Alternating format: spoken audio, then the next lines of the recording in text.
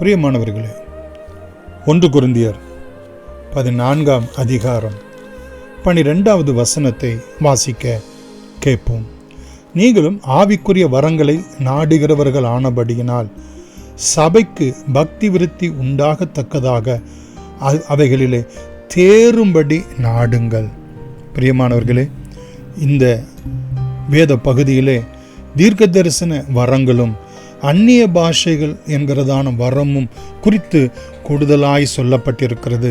தேவனோடு கூட ரகசியங்களை பேசுகிற வரங்கள், ஆண்டவரே, பக்தி விருத்தி அடையத்தக்கதான அந்நிய பாஷை வரங்கள் சபையில் உள்ள ஒவ்வொருவருக்கும் கிடைக்க ஆண்டவர் உதவி செய்வாராக. தீர்க்க தரிசன வரம் அங்கு வருகிற ஒவ்வொருவரும் பக்தி விருத்தி அடைய, புத்தியும் ஆறுதலும் உண்டாகத்தக்கதாக விளங்கும்படியாய் நாம் சபை நடப்பிக்க வேண்டும். சபையிலே போதகர் இருக்கிறார். அவர் மூலமாக கொடுக்கப்படுகிற சத்தியம், உபதேசம் போதும் என்று நாம் இருந்துவிடக்கூடாது.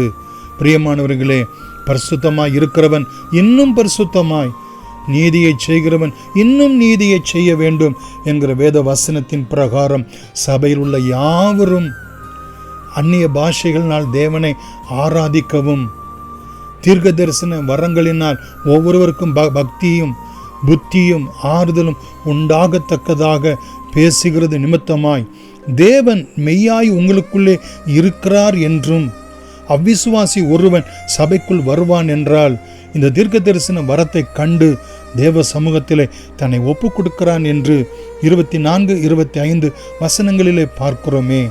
மாத்திரமல்ல, சகலமும் பக்தி விருத்திக்கு ஏதுவாக செய்யப்பட வேண்டும்.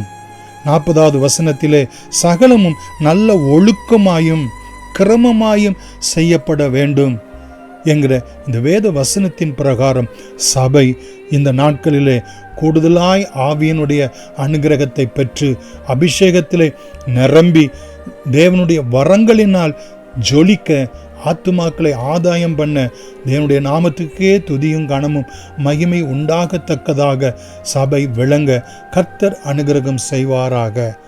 God bless you. Amen.